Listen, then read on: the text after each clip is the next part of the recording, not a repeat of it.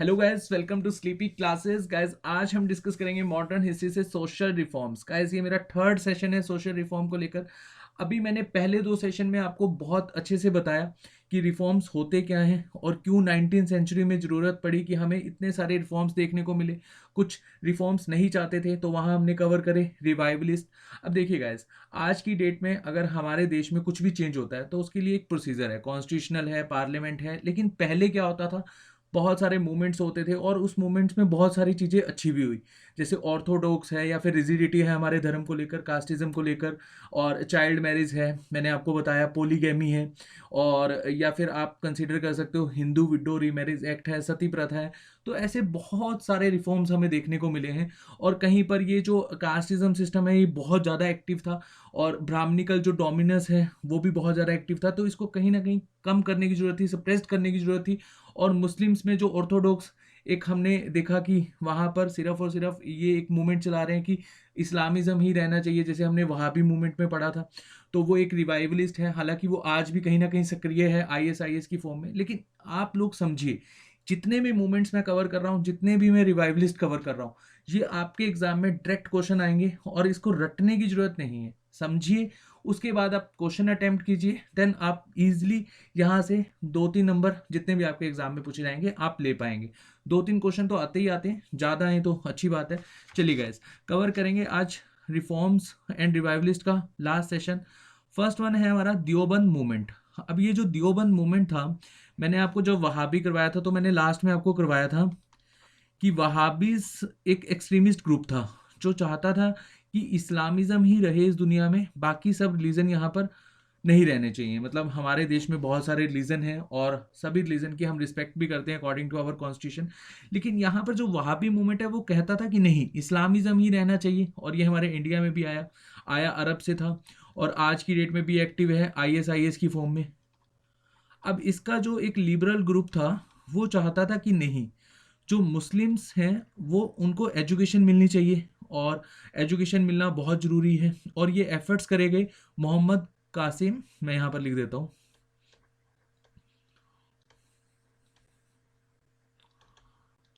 नानोतवी के द्वारा। और एक पर्सन और आप यहाँ पर याद कर सकते हो, राशिद अहमद। मैं अगेन लिख देता हूँ, राशिद अहमद।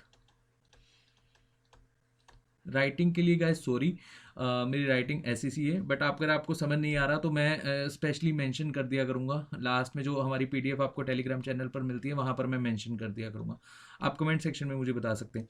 चलिए, तो मोहम्मद कासिम नानोतवी और राशिद अहमद के द्वारा ये रिफॉर्म लाए गए थे, देवबंद मूवमेंट आया था। ये चाहते थे कि जो मुस्लिम्स है ना, यहाँ पर जो ऑर्थोडॉक्स है, इसको हम इसके एंगेस्ट हैं, लेकिन मुस्लिम को एजुकेशन मिलनी चाहिए। ठीक है गैस। अब ये देवबंद मूवमेंट आज की डेट में हमारे इंडिया में भी है, पाकिस्तान में भी है, और अफगानिस्तान में भी है। इवन जो बांग्लादेश है, जो इंडिया के नियर अबाउट नेशन है, उनमें सब में है देवबंद मूवमेंट। कहीं पर बहुत ज़्यादा ये अब अग्रेसिव हो चुका है या फिर ऑर्थोडॉक्स हो चुका है, जैसे पाकिस्तान में बहुत ज़्यादा अग्रेसिव है। ये सिर्फ और सिर्फ मुस्लिम्स को ही यहाँ पर एक ऑर्थोडॉक्स या फिर एक एक्सट्रीमिस्ट वाली एजुकेशन देते हैं। लेकिन हमारे इंडिया में इतना ज़्यादा एक्सट्रीमिस्ट है नहीं, अब समझिएगा इसको ढंग से। ये चाहते थे कि प्योर टीचिंग मिले, जैसे मैंने आपको एक वर्ड बताया था लास्ट सोशल रिफॉर्म में, दारुल उल इलम, दार उल इलम या फिर दारुल उलम। इसको या तो ऐसे लिखा होगा या इसको इस तरह से लिखा होगा, एक ही बात है।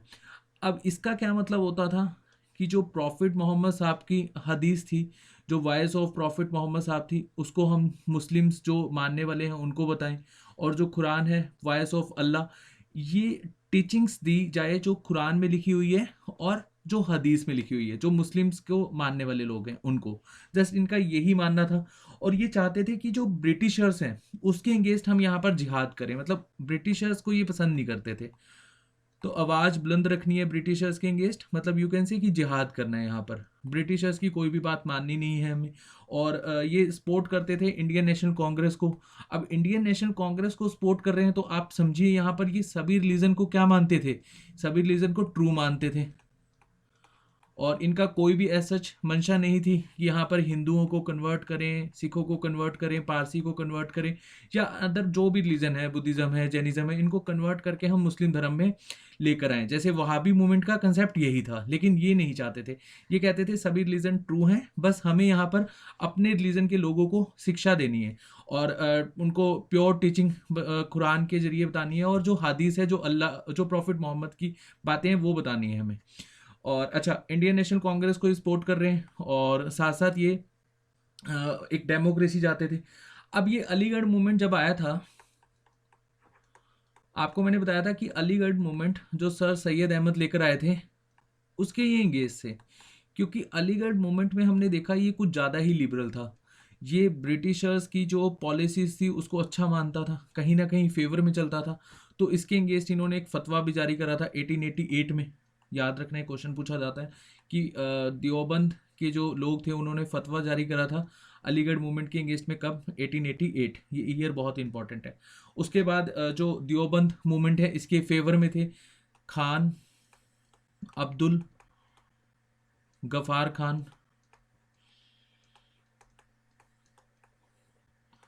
और ये बहुत ही इंपॉर्टेंट पर्सनैलिटी है। इनको फ्रंटियर गांधी भी कहा जाता है, इनको भारत रत्न भी दिया गया है। दो ही फॉरेन पर्सनैलिटी को मिला है भारत रत्न, एक नेल्सन मंडेला और अब्दुल गफार खान को। चलिए, तो यहाँ पर सिर्फ और सिर्फ इतना समझना, आप देवबंद स्कूल जो एक तरह का लिबरल तो था, लेकिन सिर्फ और सिर्फ अपने धर्म के लिए, अपने धर्म को चाहता था कि थोड़ा सा मॉडर्नाइज हो, लेकिन फॉरेनर जो एजुकेशन है, वेस्टर्न कल्चर है, उसके एंगेज थे। उसके एंगेज ये कहते थे कि हमें जिहाद करना है, मतलब ये एंगेज चलेंगे उसकी विचारधारा के। और जस्ट एक ये इंडियन नेशनल कांग्रेस को सपोर्ट करते थे, डेमोक्रेसी में बिलीव करते थे, भाईचारे में बिलीव करते थे, सभी धर्म की रिस्पेक्ट करते थे। बस इतना ही आपको देवबंद मूवमेंट से याद रखना है। चलिए आगे देखते हैं। एक है फराजी मूवमेंट, इसको फरादी मूवमेंट भी कहा जाता है, इस तरह से भी आ जाता है, तो कंफ्यूज मत होना, यहाँ पे जेड आएगा या डी आएगा, फरादी मूवमेंट या फराजी मूवमेंट। अब ये जो मूवमेंट था, ये लेकर कौन आया था? देखिए, इसको जितने भी फाउंडर्स हैं ना, वो आपको याद रखने हैं। ये फाउंडेड बाय हाजी शरीयत अल्लाह, या समटाइम्स शारियत उल्लाह लिखा होता है, एक ही बात है। ठीक है गैस, तो इनके द्वारा ये लाया गया था मूवमेंट। अब ये क्या चाहते थे कि जो मुस्लिम्स हैं ना, वो यहाँ पर कहीं वेस्टर्न कल्चर को देखकर कन्वर्ट ना होना शुरू हो जाए, या अपना जो एक फेथ है उसमें कहीं ना कहीं ये मतलब अपने फेथ की तरफ, जो मुस्लिम फेथ है उसके इंगेज ना चलने शुरू कर दें। जैसे आज की डेट में हम मानते हैं ना कि वेस्टर्न कल्चर हमें कहीं ना कहीं र्यून कर रहा है, या उस टाइम की विचारधारा थी। हालांकि सोशलिस्ट होने के जरिए हम लोग ये भी मानते हैं कि वेस्टर्न कल्चर भी जरूरी है। जैसे एक धर्म था, मैं अभी आपको बताऊंगा, पारसी।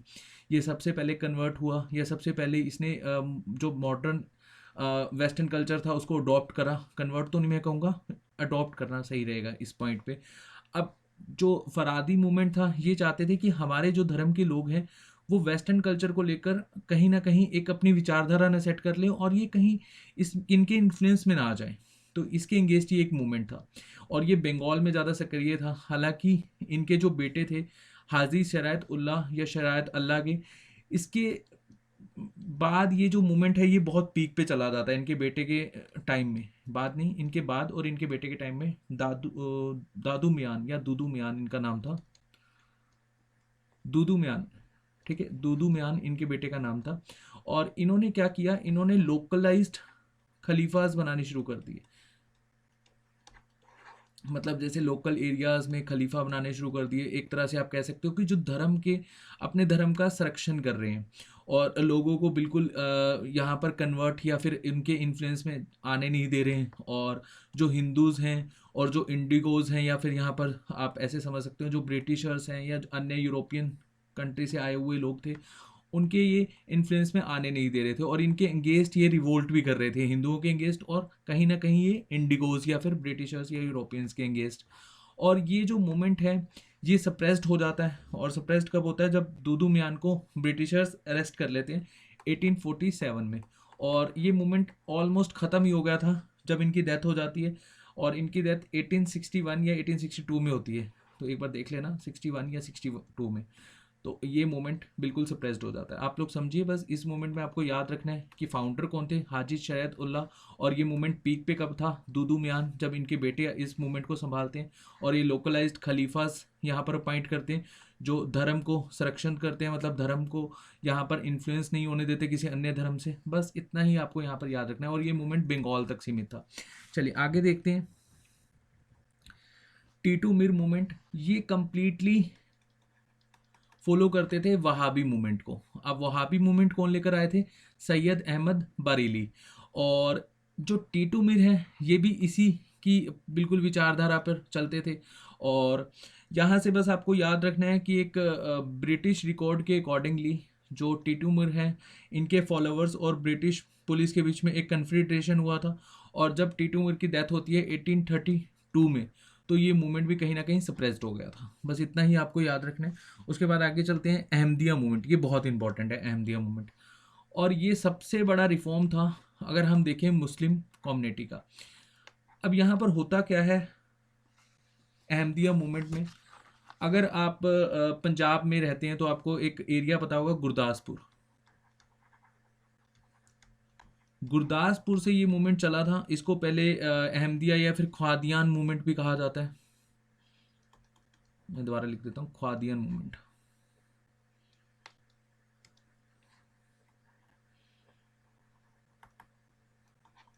और इस मूवमेंट को चलाया गया था मिर्ज़ा गुलाम अहमद के द्वारा में 1889 में। और इस मूवमेंट का मेन उद्देश्य क्या था, लिबरल प्रिंसिपल पर ये वर्क करता था, वेस्टर्न एजुकेशन ये चाहता था, और ये बात करता था universal religion of all humanity. जैसे हमने देखा था ना, जो सोशल रिफॉर्म्स की मेरी सेकंड वीडियो थी उसमें मैंने थियोसफिकल सोसाइटी आपको बताया था, जिसमें जेरोस्ट्रियन रिलीजन के जो लोग थे, बुद्धिस्ट कल्चर के लोग थे, हिंदू कल्चर के लोग थे, वो एक साथ आकर एक ब्रदरहुड की बात कर रहे थे, यूनिवर्सल ब्रदरहुड। तो अहमदिया मूवमेंट भी बिल्कुल सेम ही था। ये भी बेसिकली बात कर रहा था universal religion of all humanity. ये चाहते थे कि जो ऑर्थोडॉक्स वाला कंसेप्ट है मुस्लिम कम्युनिटी में वो ख़त्म होना चाहिए। जिहाद को ये बिल्कुल भी मानते नहीं थे। यहाँ पर लिखा हुआ देखो, अपोजिंग जिहाद, सेक्रेड वार एंगेस्ट नॉन मुस्लिम्स, तो इसके ये एंगेज थे। एक तरह से आप मान के चलिए कि ब्राह्मण समाज के बिल्कुल उसको फॉलो करते हुए चलते थे, उसके प्रिंसिपल्स पर ये वर्क करते थे। और ये चाहते थे कि एक वेस्टर्न लिबरल एजुकेशन होना चाहिए। मतलब इस मूवमेंट को इन्होंने बहुत मास लेवल पर सेपरेट किया। और फर्स्ट टाइम यहाँ पर बात हो रही है किसी मुस्लिम मूवमेंट को लेकर, और क्या बात हो रही है, टॉलरेंस, साथ साथ यहाँ पर पीस की बात हो रही है। और 1908 में 1889 से लेकर 1908 तक ये मूवमेंट चलाया मिर्ज़ा गुलाम अहमद ने। इनको लोग मसीहा भी मानते थे कि ये एक तरह के मसीहा हैं जो लोगों को बहुत अच्छी अच्छी बातें बताते हैं, पीस। देखिए सभी धर्म यहाँ पर क्या चाहते थे, पीस चाहते थे। ना हिंदू धर्म यहाँ पर कहता है कि आप कन्वर्ट कीजिए और मतलब मार धाड़ कीजिए, ना ही मुस्लिम जो अल्लाह के द्वारा बेसिकली लाया गया था कुरान, उसमें भी कहीं ऐसा नहीं लिखा। सिखिज़म तो बिल्कुल भी नहीं चाहता। उसके बाद आपका बुद्धिस्ट हैं ये भी बिल्कुल नहीं चाहते थे। जैनिज़्म है, पारसीज हैं, सभी जितने भी रिलीजन हैं, जेरोस्ट्रियन रिलीजन जो पारसी फॉलो करते हैं, ये सभी के सभी रिलीजन में कहीं नहीं लिखा हुआ कि आप किसी अन्य रिलीजन को मारिए, काटिए और उनको कन्वर्ट कीजिए। सभी रिलीजन यहाँ पर पीस की बात कर रहे हैं, और ये अहमदिया मूवमेंट भी पीस की ही बात कर रहा था। इसलिए जो मिर्ज़ा गुलाम अहमद है इनको लोग मसीहा मानने लगे थे। और 1908 के बाद ये जो मूवमेंट है अहमदिया मूवमेंट, ये चलाया मौलानी नूरुद्दीन ने। ये क्वेश्चन पूछ लिया जाता है। और गुरदासपुर में अभी भी बहुत सही से आप जाकर अगर देखेंगे तो मॉस्क्यूज बहुत साफ़ सुथरा, यहाँ पर रोड्स बने हुए हैं और पूरा का पूरा एरिया बहुत साफ़ है। और ये गुरदासपुर में जगह है, वहाँ पर आप जाकर देख सकते हैं जहाँ अहमदिया मूवमेंट चलाया गया था, ख्वादियन मूवमेंट या अहमदिया मूवमेंट। चलिए उसके बाद नेक्स्ट देखते हैं, पारसी रिफॉर्म मूवमेंट। अब पारसी रिफॉर्म मूवमेंट ये एक रिलीजियस रिफॉर्म एसोसिएशन है। रहनुमानी मजदियाज सनन सभा, इसको मैं ठीक से प्रोनाउंस नहीं कर पा रहा हूँ, एक बार आप इसको गूगल कर लेना प्लीज़। चलिए, तो पारसी रिफॉर्म मूवमेंट क्या थे, इसको फाउंड किया गया था नारोजी जी एंड एस बंगाली के द्वारा 1851 में। ये चाहते थे कि जो ऑर्थोडॉक्स चीज़ें हैं जेरोस्ट्रियन रिलीजन में, इसको चेंज करा जाए, मतलब इसमें यहाँ रिफॉर्म्स आने की ज़रूरत है। जैसे वुमेंस एजुकेशन को लेकर बहुत सारे रिफॉर्म्स आए। इवन यहाँ पर जो पर्दा में रखा जाता था वुमेन को, इसके एंगेस्ट ये हो गए कि पर्दा में नहीं रखना चाहिए, हमें इक्वालिटी लानी चाहिए, वुमेन्स को भी एजुकेशन देनी चाहिए, मेंस को भी एजुकेशन देनी चाहिए। चाइल्ड मैरिज के ये एंगेज थे और ये एक मैसेज कन्वे करते थे अपनी कम्युनिटी को न्यूज़पेपर के ज़रिए। इसको कहा जाता था रास्त गुफ्तार, ये बहुत इंपॉर्टेंट है, इसको याद रखना, और इसको ट्रूथ टेलर भी कहा जाता है। और जैसे मैंने आपको बताया मैरिज कस्टम में चेंज चाहते थे, और पारसी जो रिलीजियस रिचुअल्स एंड प्रैक्टिसेस थे उसमें ये चेंज चाहते थे। अल्टीमेटली जो ऑर्थोडॉक्स और रिजिडिटी वाले कंसेप्ट था उसमें ये चेंज चाहते थे। ठीक है गाइज, नारोजी, दादा भाई नारोजी जो थे, उन्होंने एक मंथली जर्नल में निकाला जगत मित्रा, ये काफ़ी इंपॉर्टेंट है। उसके बाद ये एक अपना पूरा का पूरा पारसी जो एक धर्म था या फिर जेरोस्ट्रियन धर्म था, वो काफ़ी जल्दी यहाँ पर रिफॉर्म हो जाता है।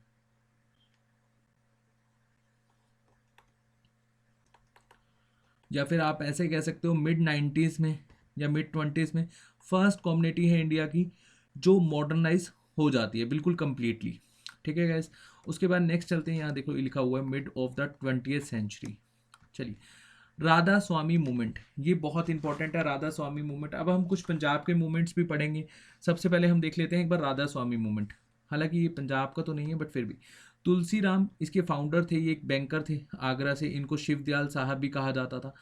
अब ये जब लेकर आए राधा स्वामी मूवमेंट, इनका एक ही कंसेप्ट था कि जो हम धर्म को लेकर एक बहुत ज़्यादा रिजिड हो रखे हैं और इसको कहीं ना कहीं हमें ख़त्म करने की ज़रूरत है।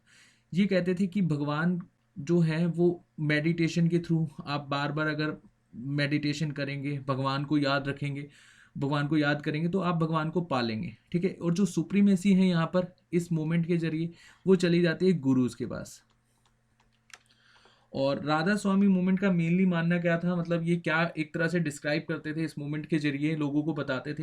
ही describe God as a union between Radha, Radha जो एक सिंबलाइज्ड है सोल, जैसे हम आत्मा का सिंबलाइज कर देते हैं राधा को, और एंड स्वामी है मास्टर। आज जो आत्मा का जो मास्टर है वो हम किस तरह से कर सकते हैं, उसको मेडिटेशन के जरिए हम भगवान को पा सकते हैं। ये इनकी एक बिलीफ थी, एक फिलोसफी थी, और इसी को लेकर ये चलते थे। और सभी धर्म को ये मानते थे कि सही है, हमें किसी धर्म से कोई दिक्कत नहीं है, लेकिन ऑर्थोडॉक्स जो चीज़ें हैं उसको कहीं ना कहीं चेंज होने की ज़रूरत है।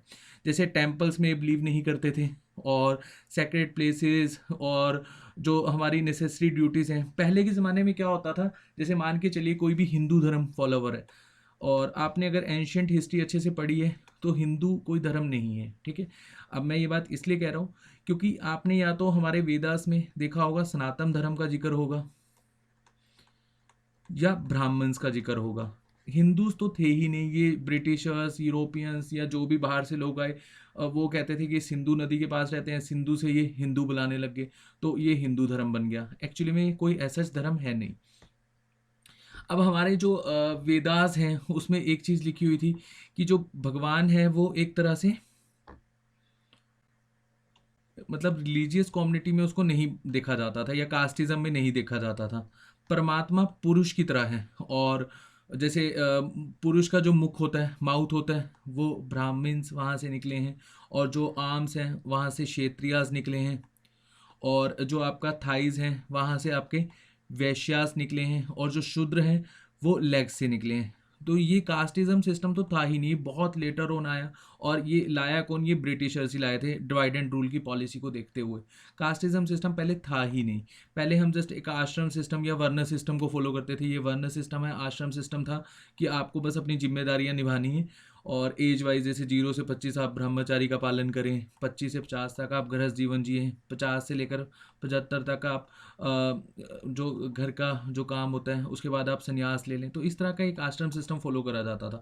और वर्ण सिस्टम में ये बताया गया था कि काम के अकॉर्डिंगली आपको डिवाइड करा जाएगा। जैसे अगर आपको रिचुअल नॉलेजेस हैं तो आप ब्राह्मण कंसिडर होंगे। अगर आपको लोगों को प्रोटेक्ट करना है तो आप क्षत्रिय कंसिडर होंगे। अगर आप यहाँ पर व्यापार कर रहे हैं तो आप वैश्य कंसिडर होंगे। अगर आप यहाँ पर लेबर वर्क कर रहे हैं, लेबर वर्क जैसे फार्मिंग भी एक तरह का एक क्या है, लेबर वर्क है, तो ये शूद्र कंसिडर होंगे। तो ये कास्टिज्म सिस्टम नहीं था, ये काम को लेकर एक डिफाइन किया गया था वर्ण सिस्टम। बाद में इसको कास्टिज्म में कन्वर्ट कर दिया गया।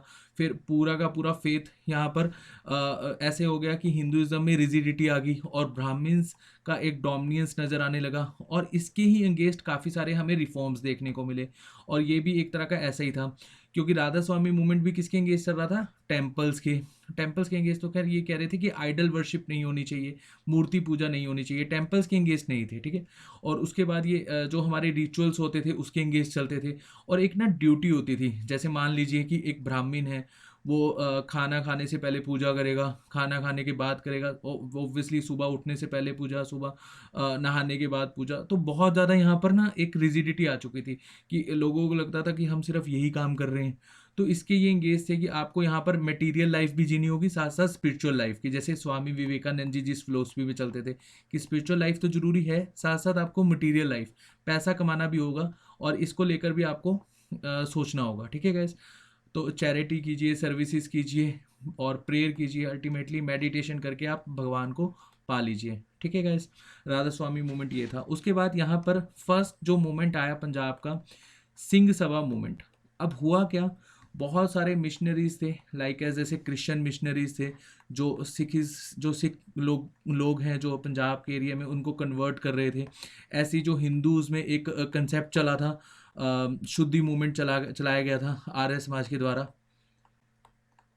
इसमें लोगों को बताया गया कि जो भी कन्वर्टेड हैं, चाहे आप इस्लाम में कन्वर्ट हुए हो, क्रिश्चियंस में कन्वर्ट हुए हो, सिख में कन्वर्ट हुए हो, तो आपको अपने रिलीजन में वापस आना होगा। तो ये एक तरह का इन्फ्लुएंस था कि जो लोगों को कन्वर्ट करने पे मजबूर कर रहा था। मतलब लोगों को लग रहा था कि हाँ, हम पहले हिंदू धर्म से थे तो हमें कन्वर्ट करना चाहिए। और एक क्रिश्चियन मिशनरीज घूम रहे थे जो लोगों को अपना क्रिश्चियंस में कन्वर्ट होने के लिए इन्फ्लुएंस करते थे। इस तरह से हिंदू रिवाइवलिस्ट थे जो चाहते थे कि कन्वर्ट हो जाए, मुस्लिम रिवाइवलिस्ट थे वो चाहते थे इस्लामिज़म में कन्वर्ट हो जाए। तो इनको एक काउंटर अटैक करा गया सिंह सभा मूवमेंट के जरिए।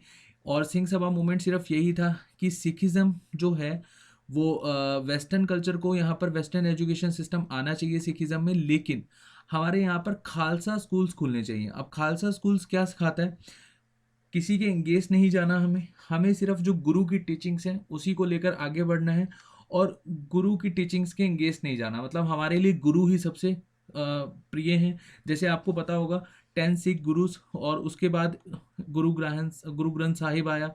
और आपने एक वो भी सुनी होगी एक लाइन, सभी सिखों को एक इस तरह से एक लाइन थी, सभी सिखानु हुक्म है गुरु मान्यो ग्रंथ। आपने ये लाइन सुनी होगी, है ना। तो बस ये इसी विचारधारा को लेकर ये चल रहे थे। चलिए आगे चलते हैं। और अगला है अकाली मूवमेंट, ये भी काफ़ी इंपॉर्टेंट है अकाली मूवमेंट। अब यहाँ से जो पॉइंट्स आपने याद रखने हैं ना, जो जो मैं आपको बता रहा हूँ, सिर्फ उसी के ऊपर ही आपने देखना है। देखिए अकाली मूवमेंट क्या हुआ यहाँ पर, जो एक उदासी महंत हुआ करते थे जिनके पास पूरा का पूरा कंट्रोल था गुरुद्वारा साहिब का। और ये क्या करते थे, गवर्नमेंट, ब्रिटिश गवर्नमेंट के फेवर में थे और ब्रिटिश गवर्नमेंट इनके फेवर में थे। तो ये बहुत ज़्यादा लूटपाट मचाते थे यहाँ पर। मतलब यहाँ पर करप्शन बहुत हाई लेवल पर हो चुका था। और उदासी महंत में मान लो कोई पर्सन है जिसकी डेथ हो जाती है, और उसके बाद गुरुद्वारा साहिब को कौन चलाएगा, उन्हीं के बेटे या फिर उन्हीं के द्वारा यहाँ पर जो बैठाकर जाते थे उदासी महंत। तो इनके अगेंस्ट एक रिवोल्ट आया, इसी को कहा जाता है अकाली मूवमेंट। हालांकि ये जो रिवोल्ट है ये बहुत शांतिपूर्वक तरीके से था, ऐसे ही था जैसे आप गांधी जी का नॉन कोऑपरेशन मूवमेंट था, और उसी टाइम आया था 1921 के आसपास। और इस मूवमेंट से पहले तो ब्रिटिशर्स को लगा कि ये गलत है, क्योंकि ब्रिटिशर्स किसके फेवर में थे, उदासी महंत के फेवर में थे। बाद में ब्रिटिशर्स को लगा कि अगर हमने अकाली मूवमेंट को सपोर्ट नहीं करा तो ये हमारे अगेंस्ट रिवोल्ट भी कर सकते हैं। तो ब्रिटिशर्स ने इनका साथ दिया, और साथ देने के बाद उस उदासी महंत से जो सत्ता है या फिर जो एक इनका जो कंट्रोल है गुरुद्वारा साहिब पे, वो छीन लिया गया। और एक यहाँ पर कमेटी इस्टेब्लिश करेगी, शिरोमणि गुरुद्वारा प्रबंधक कमेटी। और सारा का सारा जो गुरुद्वारा का कंट्रोल है वो किसको दे दिया गया, इस कमेटी को दे दिया गया। मतलब ये एपेक्स बॉडी बना दी गई, ठीक है गैस। तो अकाली मूवमेंट सिर्फ यही था, इतना ही आपको याद रखना है। उसके बाद आगे चलते हैं, श्री नारायण गुरु धर्म परिपालना मूवमेंट। अच्छा, इससे पहले मैं आपको एक मूवमेंट बता देता हूँ, वो भी काफ़ी इंपॉर्टेंट है। अगर आपने सुना हो तो अच्छी बात है, नहीं तो यहाँ पर समझिएगा। कुका मूवमेंट, इसको नामधारी मूवमेंट भी कहा जाता है।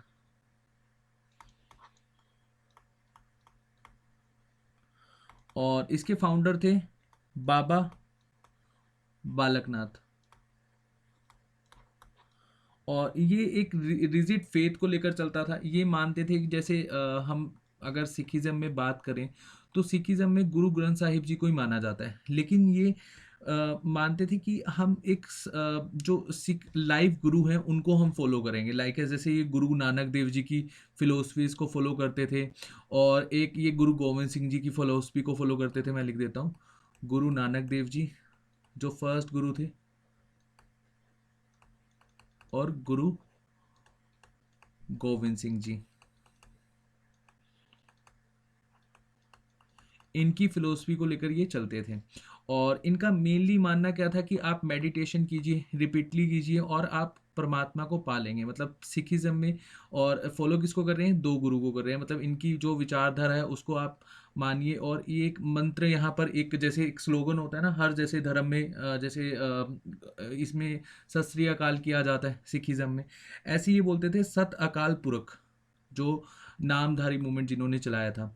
और ये इसी का जाप करते थे। और इनका जो टर्बन का स्टाइल है वो भी थोड़ा सा अलग है कंपैरेटिवली। जैसे सभी के सभी सिख्स पहनते हैं, तो टर्बन भी अलग तरीके से ये पहनते हैं। और ये एक यहाँ पर एक घटना हुई, और ये घटना नाम याद रखना, बाबा राम सिंह, इनका बहुत इंपॉर्टेंट रोल रहा।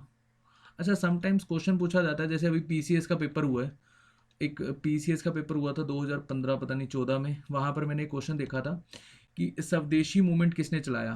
तब तक मैं भी ये सोचकर चलता था स्वदेशी मूवमेंट हमारे गांधी जी लेकर आए थे, लेकिन नहीं, बाबा राम सिंह जी लेकर आए थे सबसे पहले स्वदेशी मूवमेंट। और ये कब लेकर आए थे, 1857 के आसपास। तो देखो, गांधी जी लेकर आए 1920 के नियर अबाउट, लगभग 60 साल पहले आ चुका था स्वदेशी मूवमेंट। और कौन लेकर आए थे, बाबा राम सिंह जी। अब बाबा राम सिंह जी जो थे, यहाँ पर एक घटना होती है मलेरकोटले के पास, काउस लेटर को लेकर ये अंगेस्ट, मतलब उसके अंगेस्ट वॉइस उठाते हैं। तो ब्रिटिशर्स बहुत सारे जो सेवक होते हैं कुका मूवमेंट के या नामधारी मूवमेंट के, उनको मार देते हैं। अप्रोक्स 70-80 यहाँ पर नामधारी के जो सेवक होते हैं उनको यहाँ पर मार देते हैं ब्रिटिशर्स। और राम सिंह जी को ये कैप्चर कर लेते हैं, और कैप्चर करके कहाँ पर ये मतलब बंधक बना लेते हैं, रंगून में। रंगून का है, म्यांमार में। और रंगून में इनकी डेथ हो जाती है 1885 में। नाम याद रखना बहुत इंपॉर्टेंट है, बाबा राम सिंह। और यही फर्स्टली स्वदेशी मूवमेंट को लेकर आए थे। चलिए, उसके बाद मैं आपको बताता था श्री नारायण गुरु धर्म परिपालना। ये मूवमेंट बहुत ही इंपॉर्टेंट है केरला के पॉइंट ऑफ व्यू से, और केरला का मतलब साउथ के पॉइंट ऑफ व्यू से, ठीक है, ऐसे समझ सकते हो आप। हालांकि हमारे पेपर में भी आएगा, लेकिन वैसे बता रहा हूँ, साउथ का सबसे बड़ा ये मूवमेंट था। अब इस मूवमेंट में हुआ क्या कि जो डिप्रेस्ड कम्युनिटी थी, या फिर जो आप ऐसे कह सकते हो शूद्र कम्युनिटी थी, ये इस मूवमेंट को चलाती है। अब हुआ क्या, ब्राह्मणिकल जो डोमिनेंस था वो बहुत ज़्यादा बढ़ जाता है। और ये कम्युनिटी से बिलोंग करते थे, इस मूवमेंट को चलाया था श्री नारायण गुरु स्वामी जी ने। और ये एजवास कम्युनिटी से बिलोंग करते थे, और ये एजवास कम्युनिटी का ही बेसिकली चलाया गया मूवमेंट था। अब एजवास कम्युनिटी क्या है मैं आपको समझाता हूँ अच्छे से। देखो, एजवास कम्युनिटीज जो है ये शूद्र कम्युनिटी, या फिर आप ऐसे कह सकते हो बैकवर्ड क्लास कम्युनिटी है।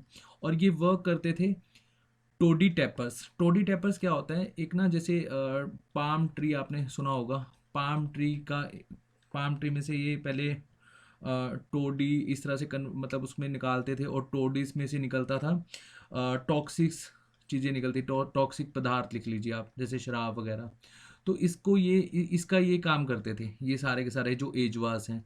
और इनको ना अनटचेबिलिटी का शिकार होना पड़ता था। मतलब ये एक तरह से टॉक्सिक पदार्थ निकाल रहे हैं, और ऊपर से ये शूद्र कम्युनिटी से बिलोंग कर रहे हैं, बैकवर्ड क्लास से ये बिलोंग कर रहे हैं। इनको मंदिर जाना नहीं दिया जाता था, मतलब बहुत ज़्यादा रिजिडिटी थी उस टाइम। और ये मूवमेंट लेकर आए थे श्री नारायण गुरु स्वामी जी, ये भी एजवास से ही थे।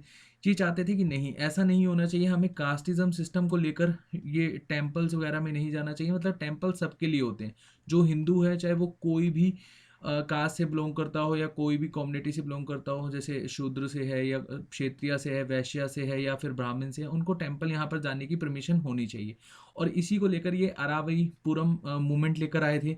मतलब यहाँ पर हुआ क्या था, ये एक ना नियार रिवर हुआ करती थी केरला में। यहाँ से इन्होंने एक स्टोन लिया और उस स्टोन को इन्होंने एज अ शिवलिंग एस्टेब्लिश किया अरावरीपुरम में। अब अरावरीपुरम में जो ये शिवलिंग स्थापित किया गया, यहाँ पर जो एजियास लोग हैं वो भगवान की पूजा करते थे। और ये मूवमेंट बहुत ज़्यादा फैल गया और इस मूवमेंट के जरिए जो एजियास कम्युनिटी है उनको एक तरह से इक्वालिटी का अधिकार मिला। और इसको लेकर कौन आए थे, श्री नारायण गुरु स्वामी जी। ठीक है, यहाँ पर लिखा हुआ है installed idol of Shiva Aruvippuram in Kerala और in his effort to show. और इसमें यहाँ पर गॉड की इमेज है, मोनोप्ली जो ब्राह्मण्स थी वो यहाँ पर ख़त्म हो जाती है।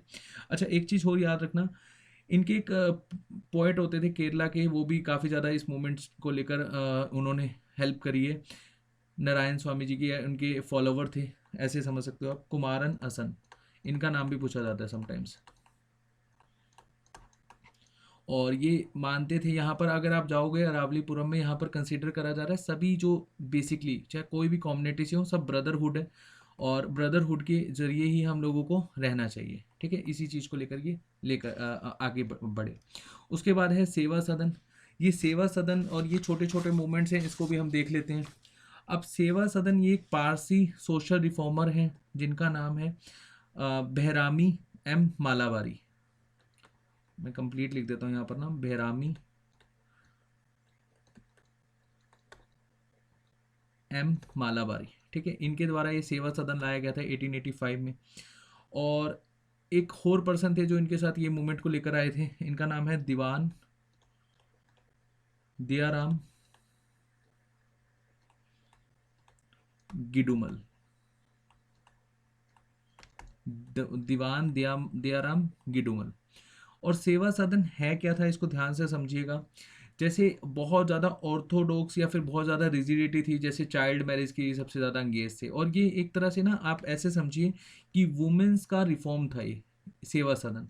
अब होता क्या था पुराने ज़माने में कि 10 साल की लड़की को मान लिया जाता था कि ये शादी के लायक हो गई है, शादी के इक्वल हो चुकी है। तो फर्स्ट टाइम रिफॉर्म लेकर आए थे 1860s में, मैंने सेकंड वीडियो में बताया था, आप मुझे यहाँ पर कमेंट सेक्शन में बताइएगा जो फर्स्ट टाइम लेकर आए थे 1860 में। ठीक है, और उसके बाद यहाँ पर जो एक एक्ट आया था, एज ऑफ कंसेंट एक्ट, मैंने आपको सेकंड वीडियो में बताया बहुत अच्छे से। और इसी को लेकर यहाँ पर जो सेवा सदन है या फिर जो मालाबारी जी हैं, ये एज ऑफ कंसेंट लेकर आए थे, इन्होंने 10 साल से 12 साल कर दिया था। मतलब कंसेंट का मतलब क्या होता है कि जो गर्ल है वो सेक्सुअली एक्टिविटी के लायक होगी है, काबिल होगी है, या फिर एज इस एज में वो सेक्सुअल एक्टिविटी कर सकती है। या आप इस तरह से समझ लो कि 11 साल की एज में अगर किसी लड़की को किसी लड़की के साथ सेक्सुअल एक्टिविटी होती है, चाहे उसकी परमिशन के साथ होती है चाहे नहीं होती, मतलब उसके कंसेंट के साथ, तो वो रेप कंसिडर होता था। 12 साल के बाद ये फिर चर्चा होती थी कि हाँ अगर फोर्सफुली तरीके से किया गया तो रेप है, वो बात अलग है। लेकिन 11 साल या 12 साल से नीचे जो भी होगा कंसेंट, वो अंगेज्ड ही माना जाएगा, चाहे ये कंसेंट फेवर में क्यों ना हो, तब यहाँ पर गर्ल फेवर में क्यों ना हो इस कंसेंट के। और इसी को लेकर ये काफ़ी ज़्यादा इन्होंने रिफॉर्म्स करे। एक हिंदू विडो रीमैरिज के ये बहुत फेवर में थे, ये चाहते थे कि जो वुमेन्स हैं उनको यहाँ पर इक्वालिटी का दर्जा मिले। अब बहुत सारी वुमेन्स होती थी जिनको घर से निकाल दिया जाता था अगर कोई डिसीज़ हो जाती थी उसको लेकर, या फिर एजुकेशन कम होने की वजह से जो भी प्रताड़ित वुमेन्स होती थी उनका ये बेसिकली उनके लिए ये बहुत ज़्यादा सक्रिय रहते थे और उनको किसी लायक बना सकें, उनके वेलफेयर वर्क ये करते थे उनके लिए। और मेडिकल ये प्रोवाइड करते थे वुमेन्स के लिए और एजुकेशन प्रोवाइड करते थे। तो ये एक तरह से सेवा सदन बहुत ही ज़बरदस्त रिफॉर्म देखा गया 1885 के दौर में। ठीक है गाइस, इसको लेकर कौन आए थे, बेहरामी एम मालाबारी, और एक सेकंड पर्सन है जिनका नाम है दीवान दयाराम गिडुमल। चलिए नेक्स्ट देखते हैं देवा समाज। अब जो देवा समाज है ये हिंदू रिलीजियस रिफॉर्म है।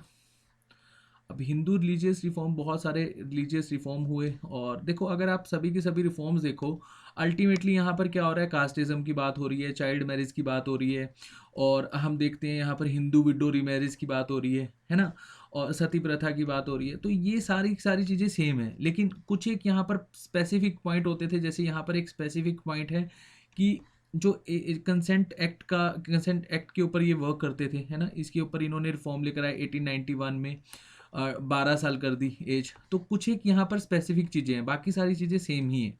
जितने भी रिफॉर्मिस्ट हैं वो एक ही जैसी चीज़ चाहते हैं यहाँ पर। तो जो देवा समाज था वो क्या चाहता था कि एक तो हिंदू रिलीजियस रिफॉर्म हो और साथ साथ सोशल रिलीजियस रिफॉर्म भी होना चाहिए, और ये मानता था कि गुरु की सुप्रीमेसी होनी चाहिए। और इसको लेकर आए थे शिव नारायण अग्निहोत्री, गुरु की सुप्रीमेसी होनी चाहिए यहाँ पर। और जो नशा है, जैसे कोई भी टॉक्सिक पदार्थ है, नॉन वेज है, और हमें बिल्कुल भी नॉन वायलेंट नहीं होना, है ना, सॉरी वायलेंट नहीं होना, नॉन वायलेंट रहना है बिल्कुल। और देव शास्त्रा इनकी एक बुक थी जहाँ पर आप देव समाज के बारे में पढ़ सकते हो। मतलब देव समाज इन शॉर्ट एक ऐसा बेसिकली रिफॉर्म था जिसमें आप सारी अच्छी चीज़ें ही सीखेंगे। एक तो आपने यहाँ पर जितने भी सती प्रथा वगैरह कंसेप्ट है उसको, रिजिडिटी को ख़त्म कर रहे हैं, साथ साथ ये चाहते हैं कि सोशल रिफॉर्म्स भी आने चाहिए, और गुरु को ये सुप्रीमेसी दे रहे हैं, नशा वगैरह छुड़वा रहे हैं, नशा वगैरह यहाँ पर नहीं करना, रिस्ट्रिक्टेड है, और नॉन वेज नहीं खाना, वायलेंट नहीं होना, और ये सारी की सारी बातें लिखी हुई हैं इनके द्वारा एक बुक में, देव शास्त्रा। चलिए उसके बाद देखते हैं धर्म सभा। अब जो धर्म सभा है ये हिंदू ऑर्थोडॉक्स सोसाइटी है, ये मानते थे कि कास्टिज्म सही है, ब्राह्मण का जो डोमिनेंस है वो बिल्कुल सही है। ये एक तरह के रिवाइवलिस्ट है। रिवाइवलिस्ट क्या होते हैं, जो चेंज नहीं होना चाहते, ठीक है, वो मानते हैं कि जो भी हमारा धर्म कहता है बिल्कुल सही है। सती प्रथा को भी ये सही मानते थे, हिंदू विडो रीमैरिज एक्ट को भी यही सही मानते थे। लेकिन यहाँ पर ये एक रिवाइवलिस्ट तो हैं, और साथ साथ ये एक रिफॉर्मिस्ट की भी बात कर रहे हैं। ये कह रहे हैं कि वेस्टर्न एजुकेशन सिस्टम भी सही है। अब वेस्टर्न एजुकेशन सिस्टम सही है, और साथ साथ ये कह रहे हैं कि जो वुमेन्स को एजुकेशन मिलनी चाहिए, मतलब वुमेन्स की एजुकेशन के फेवर में, वेस्टर्न एजुकेशन सिस्टम के फेवर में। तो ये एक तरह के रिफॉर्मिस्ट भी हैं। और रिवाइवलिस्ट क्या हैं कि हिंदू धर्म में जो ऑर्थोडॉक्स वाला या रिजिडिटी वाला कंसेप्ट है वो होना चाहिए, चाइल्ड मैरिज के फेवर में है, सती प्रथा के फेवर में है, हिंदू विडो रीमैरिज एक्ट के फेवर में नहीं है। तो इस तरह से ये एक धर्म सभा, ये रिवाइवलिस्ट भी हैं और सोशलिस्ट भी हैं। चलिए उसके बाद नेक्स्ट देखते हैं भारत धर्म महामंडल। ये जो भारत धर्म महामंडल था, ये भी ऑर्थोडॉक्स हिंदू रिलीजन में आया। ये बहुत सारे छोटे छोटे जो बने हुए थे ऑर्थोडॉक्स हिंदू रिलीजियस ग्रुप, उनको कंबाइंड करके बनता है भारत धर्म महामंडल। और ये बनता है 1902 में। इसका हेडक्वार्टर होता है वाराणसी। बस इतना ही याद रखना, ये ऑर्थोडॉक्स ग्रुप है। उसके बाद देखते हैं आगे, वोक कालिगा संघा। ये एक तरह का संगठन है, ये मैसूर में लॉन्च किया गया था। ये भी एंटी ब्राह्मण्स है मूवमेंट है, मतलब जो ब्राह्मण्स का डोमिनेंस है उसके अगेंस्ट बहुत सारे हमें रिफॉर्म्स देखे गए। बस याद रखना कि मैसूर में लॉन्च किया गया था, एंटी ब्राह्मण मूवमेंट था 1905 में। चलिए उसके बाद जस्टिस मूवमेंट देखते हैं। अब जस्टिस मूवमेंट ये एक ऐसा मूवमेंट था जो स्टार्ट किया गया था मद्रास प्रेसिडेंसी में, CN मुदालियर और TM नायर और त्यागराजा के द्वारा, जो बेसिकली चाहते थे कि जॉब सिक्योर करना, और जो नॉन ब्राह्मण्स हैं उनको एक रिप्रेजेंटेशन मिले लेजिस्लेचर में। लेजिस्लेचर आप समझते हैं, जैसे हमारे आज की डेट में लेजिस्लेटिव होती है ना, स्टेट्स में विधानसभा होती है, तो ऐसी लेजिस्लेचर में इनको प्रॉपर एक रिप्रेजेंटेशन का ज़रिया मिले, मतलब वहाँ पर अपनी ये जो जॉब्स है उसको सिक्योर कर पाएँ। 1970 में मद्रास प्रेसिडेंसी एसोसिएशन ने इनकी डिमांड को फुलफिल किया, ठीक है, और एक लोअर कास्ट के लिए अलग से रिप्रेजेंटेशन सिस्टम बनाया लेजिस्लेचर में। तो जस्टिस मूवमेंट ध्यान रखना है, इसको लेकर कौन आए थे, 3% थे। चलिए नेक्स्ट देखते हैं सेल्फ रिस्पेक्ट मूवमेंट। अब सेल्फ रिस्पेक्ट मूवमेंट भी क्या था, ये भी एक तरह का जो रिलीजियस कल्चर को रिजेक्ट करते थे, जो एक तरह का ऑर्थोडॉक्स रिजिडिटी थी हमारे कास्टिज्म सिस्टम या फिर हमारे हिंदू धर्म में, उसको विरोध कर रहे हैं यहाँ पर ये। और ये मूवमेंट स्टार्ट हुआ था EV रामास्वामी के द्वारा, और मिड 1920s में। और यहाँ पर जो ब्राह्मण्स प्रीस्ट हैं और ये जो वेडिंग्स वगैरह करते थे कि ब्राह्मण्स यहाँ पर वेडिंग करेंगे, सारे रिचुअल्स वर्क यही करेंगे, तो उसके इंगेज ये मूवमेंट चलाया गया था, सेल्फ रिस्पेक्ट मूवमेंट। उसके बाद नेक्स्ट देखते हैं टेम्पल एंट्री मूवमेंट। ये कई बार क्वेश्चन पूछ लिया जाता है, जैसे अभी हमने साबरीमला जो केस चला था सुप्रीम कोर्ट में, उसको लेकर भी बहुत सारे क्वेश्चन आते हैं। ऐसे कई बार पूछ लिया जाता है। फर्स्टली बताइए कि टेम्पल एंट्री मूवमेंट कब आया और ये कौन लेकर आए थे? 1924 में ये लेकर आए थे वैकोम सत्याग्रह। ये एक तरह से माना जाता था और इसको लेड किया गया था केपी केशवा ने। तो लेकर कौन आए थे? केपी केशवा। ये क्या चाहते थे कि सभी को टेम्पल में एंट्री मिलनी चाहिए, चाहे वो कोई सी भी कास्ट से बिलोंग करता हो, ठीक है। ऐसा नहीं होना चाहिए सिर्फ ब्राह्मण ही टेम्पल में जाएंगे, बाकी किसी भी कम्युनिटी को टेम्पल में नहीं जाने दिया जाएगा। बेसिकली यहाँ पर जो शूद्र थे वही इस चीज़ का शिकार होते थे, ठीक है। तो ये फाइनली ये जो एक मूवमेंट है सक्सेसफुल हुआ। 1966 में महाराजा ऑफ त्रावणकोर ने इशू किया कि कोई भी यहाँ पर टेम्पल्स में जा सकता है, उसका कंट्रोल ले सकता है। और सिमिलर सा स्टेप देखने को मिला राजा गोपालाचार्य, ये हमारे लास्ट गवर्नर जनरल या फिर लास्ट वाइसरॉय बनते हैं, या first governor general of India बनते हैं राजा गोपालाचार्य, इंडिपेंडेंट इंडिया के। और इन्होंने भी जो मद्रास की इनके पास एडमिनिस्ट्रेशन था, इन्होंने भी सेम सा स्टेप लिया यहाँ पर। उसके बाद देखते हैं इंडियन सोशल कॉन्फ्रेंस। जो इंडियन सोशल कॉन्फ्रेंस है, ये बस क्वेश्चन यहाँ पर ये पूछा जाता है किसके द्वारा फाउंड करी गई थी? एमजी रानाडे और रघुनाथ राव। और ये कॉन्फ्रेंस का भी सेम सा ही कंसेप्ट था कि जो इंडियन नेशनल कांग्रेस आई थी, जो डेमोक्रेसी लाना चाहती थी हमारे देश में, ब्रिटिशर्स से बेसिकली एक निजात मिलना चाहिए हमें और हमें आज़ादी मिलना चाहिए, यही इंडियन नेशनल कांग्रेस का एक कंसेप्ट था। तो इसी के ही विचारधारा पे चल रही थी, लेकिन यहाँ पर सोशल रिफॉर्म्स भी साथ साथ हो, सोशल इश्यूज पर भी चर्चा हो, ठीक है। तो ये एक तरह से इसके ऊपर फोकस्ड रहते थे। तो आप कह सकते हो कि ये सोशल रिफॉर्म सेल था इंडियन नेशनल कांग्रेस का, और इसको लेकर कौन आए थे? MG Ranade and Raghunath Roy. Next देखते हैं सर्वेंट ऑफ इंडियन सोसाइटी। अब सर्वेंट ऑफ इंडियन सोसाइटी कौन लेकर आए थे? ये भी डायरेक्ट क्वेश्चन आता है। गोपाल कृष्ण गोखले, ये एक लिबरल लीडर थे इंडियन नेशनल कांग्रेस के, और इन्होंने फाउंड की थी सर्वेंट ऑफ इंडियन सोसाइटी 1905 में। और इसी की विचारधारा पर आई थी सोशल सर्विस लीग, इसको लेकर आए थे नारायण मालाहार जोशी। बस इतना ही आपको याद रखना है। उसके बाद यहाँ पर बाल शास्त्री जाम्बेकर है, ये एक इन्होंने ब्राह्मणिकल ऑर्थोडॉक्स पर अटैक किया, मतलब attack in the sense of कि उनकी विचारधारा पर अटैक किया। और ये बहुत एक पॉपुलर हिंदुज़म रिफॉर्म आया इनके द्वारा। और इन्होंने एक वीकली भी स्टार्ट करी, दर्पण 1832, ठीक है गाइस। और जो स्टूडेंट्स थे उस टाइम वो इसको मानते थे ज्ञान प्रसारक मंडलिस, ठीक है। मतलब जो स्टूडेंट इसको फॉलो करते थे उनको क्या कहा जाता था? ज्ञान प्रसारक मंडलिस। नेक्स्ट हम देखेंगे परमहंसा मंडलिस। ये बेसिकली ये महाराष्ट्र में आई थी 1849 में, और इसके फाउंडर थे, ये मानते थे कि जो भगवान है वो एक है, मतलब वही आर्य समाज ब्रह्म समाज वाला कंसेप्ट है, भगवान निराकार है, भगवान एक रूप में है, और कास्टिज्म सिस्टम ब्रेक होना चाहिए। और जो हम ये कहते हैं कि ये शूद्र ने खाना बनाया तो हम नहीं खाएंगे, अनटचेबिलिटी नहीं होना चाहिए। तो खाना यहाँ पर लोअर कास्ट के लोग बनाते थे और सभी मिलकर खाते थे, मतलब जो इस मंडली के लोग थे। और बस इतना ही आपको याद रखना है। उसके बाद गोपाल गणेश अगरकर, ये एक स्ट्रॉन्ग एडवोकेट थे, और ये क्रिटिसाइज करते थे जो ब्लाइंड डिपेंडेंसी है। ब्लाइंड डिपेंडेंसी जो मतलब कास्टिज्म सिस्टम को लेकर, हिंदू रिलीजन को लेकर, ट्रेडिशन को लेकर जो ब्लाइंड डिपेंडेंसी है वो ख़त्म होनी चाहिए। तो गाइस ये सारे के सारे रिफॉर्म्स जो मैंने आपको बताए हैं वो सभी के सभी आपको अच्छे से देखने हैं, और जितने भी फैक्ट्स मैंने आपको यहाँ पर बताए हैं आपने सारे के सारे करने हैं। अच्छा, पंजाब के जो स्टूडेंट्स हैं जो पीसीएस की या फिर पंजाब के अन्य पेपर की तैयारी कर रहे हैं, वहाँ पर बहुत सारे ऐसे मूवमेंट्स हैं जो उनको करने चाहिए, लाइक जैसे निरंकारी मूवमेंट है जो लेकर आए थे बाबा दयाल दास, है ना। अमृतसर में पहले इनका हेडक्वार्टर होता था, फिर शिफ्ट हो गया था चंडीगढ़ में। और ये भी आइडल वर्शिप के खिलाफ थे। एक होलोकास्ट हुआ था, वैसे दो हुए थे होलोकास्ट, वो भी आप लोग कर सकते हो, जिसको घल्लूघारा कहा जाता है I think.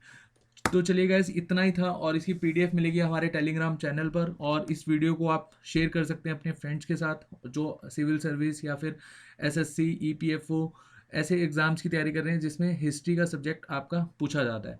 And guys PDF मिलेगी हमारे टेलीग्राम चैनल पर। डाउनलोड करने से पहले हमारा टेलीग्राम चैनल ज्वाइन जरूर कीजिए। Thank you so much.